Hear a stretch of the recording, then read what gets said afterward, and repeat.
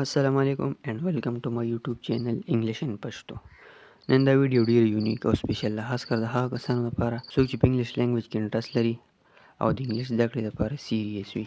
په دې نننۍ لیسن کې به موږ د ایډوانس انګلیش څخه اهم سټرکچر زده کوو، کوم چې په ریټن اینډ سپوکن انګلیش کې ډیر اهم رول پلی کوي او یو سپیکر ورسره خپل خیالات ښه په اسانه او کانفیډنټلی ایکسپریس کوي. زه امید کوم چې په دې ویډیو کې کوم میټیریلز دي دا به ستاسو خوښ شي او څه نوي څه به ترېنه هم زده کړئ. خو دغه لیسن ته راتلو نه مخکې که چېرته تاسو په دې چینل باندې نوي یئ او چینل مو نه وي سبسکرایب کړی نو کاینډلي دا چینل سبسکرایب کړئ، صرف او صرف د خپلې زده کړې او د چینل د ګروت په خاطر باندې. هم په دې وجه کله چې د سبسکرایبرز ګروت کمزوری وي نو کریټر ډیموټیویټ شي او کانټینټ پرېږدي، نو پلیز تاسو هم مالې د ډیموټیویشن دا موقع مه راکوئ. تھینک یو. نن زموږ اولنی سټرکچر دی سو کالډ. اوس د سو کالډ څه مطلب دی او په سینټنس کې څنګه استعمالیږي. اوس که دا سټرکچر چاله الریډي ورځي نو ډېره ښه خبره ده، او که چاله نه ورځي نو اوس به پرې ښه وضاحت سره پوه شئ. د دې سټرکچر اصل مطلب دا وي کله چې موږ یو څه په طنزیه انداز کې وایو، لکه مثلا موږ وایو هغه پلانکی سړی صرف په نوم سړی دی، یا موږ وایو د کاټن کپړې صرف په نوم کپړې وي. یعنې د خبرې مطلب دا وي چې په یو څه کې څه حقیقت یا کوالټي نه وي، بس تش یو نوم او هسې شومنټ وي. بس د دې سټرکچر نور هیڅ مطلب نه دی، بس همدا مطلب یې دی. زه امید کوم چې تاسو به د دې په مطلب پوه شوي یئ، خو راځئ چې په دې باندې نور هم د ایگزامپلز په ترو خپل کنسپټ کلیر کړو. سو our first example is هغه صرف په نوم استاد دی، یا هغه صرف د نوم استاد دی. So in English we say he is just a so-called teacher. He is just a so-called teacher. So-called plus noun بس په دې ترتیب کې استعمالوئ. یو بل اگزامپل وګورئ.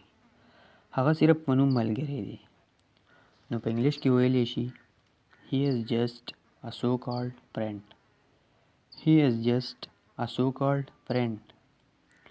Let's see one more example. دا صرف په نوم پروډکټ دی. دا صرف په نوم پروډکټ دی، بس نور پکې څه خاص نشته، نو په انګلیش کې ویلی شي it's just a so-called product. It's just a so-called product.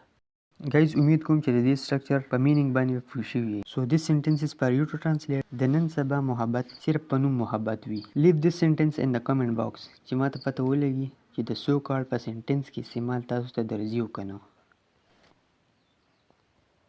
زموږ نیکسټ سټرکچر دی let alone. اوس د let alone څه مطلب دی او دا په سپوکن انګلیش کې څنګه یوز کیږي او په کوم سینس کې د دې استعمال کولی شي. نو راځئ چې د دې ښه په ډیټیل سره وضاحت وکړو او د ایگزامپل په ترو پې ځان پوه کړو. د let alone استعمال په انګلیش کې په هغه موقع کولی شي کله چې یو ورکوټی یا معمولي شان کار یا هغه څه هم کیدی شي د بل کار یا د یو څیز نه یو چاته مشکل وي او یا کول نه غواړي. یعنې که یو اسان کار هم نشي کیدی نو مشکل کار خو بیا بالکل نشي کیدی. راځئ چې دې باندې د ایگزامپلز په مدد سره نور هم ځان په اسانه سره پوه کړو. زموږ سره اولنی ایگزامپل دی هغه انګلیش پړه وهلی نشي لیکل خو جدا خبره ده، یا هغه انګلیش پړه وهلی نشي نو لیکل خو پرېږده. یا موږ دغه سټرکچر د خو څه کې په معنی کې هم استعمالولی شو، لکه فار انسټنس هغه انګلیش پړه وهلی نشي لیکل خو څه کې.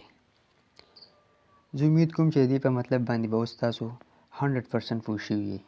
نو د دې د انګلیش سنټنس په داسې راځي he can't read English let alone write it. He can't read English let alone write it. بل اگزامپل وګورئ.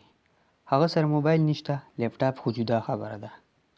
هغه سره موبایل نشته لیپټاپ خو جدا خبره ده، نو په انګلیش کې ویلی شي he doesn't have a mobile let alone a laptop. He doesn't have a mobile let alone a laptop. Let's see one more example.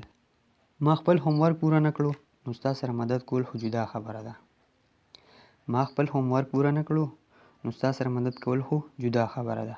So in English we say I didn't finish my homework let alone help you. I didn't finish my homework let alone help you. Now this sentence is for you to translate. هغه سایکل نشي چلولی نو موټر سایکل خو پرېږده. یعنې هغه سایکل نشي چلولی نو موټر سایکل خو جدا خبره ده. Leave this sentence in the comment box چې ما ته پته ولګي چې د دې سټرکچر استعمال تاسو ته درځي که نه. ګایز دا د سپوکن انګلیش یو دوه ډېر ضروري او اهم سټرکچر زه امید کوم چې په دې دواړو سټرکچر به تاسو پوه شوي یئ. نو د دې سټرکچرز استعمال په خپل ډیلی لایف کې ضرور راولئ. دا یو وړه شان ویډیو، که دا ویډیو مو خوښه شوي وي نو دا در سره لایک او د خپلو ملګرو سره ضرور شیر کړئ او چینل له فل سپورټ ورکړئ. انشاءالله see you in the next video. Till then, take care.